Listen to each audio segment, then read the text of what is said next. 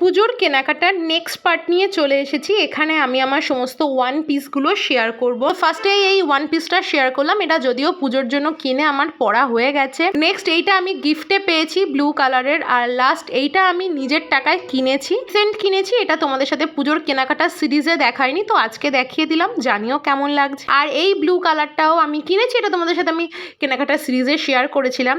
আগের ব্লুটা আর এই রানী কালারটা, এই দুটো একই জিনিস, জাস্ট কালার দুটো আলাদা। তো এগুলো একদম কটনের, বেশ সফট। আমি রাভ ইউজ করার জন্য নিয়েছি। আমি জানি না কেন জানি না আজ নিজেকে নতুন লাগে।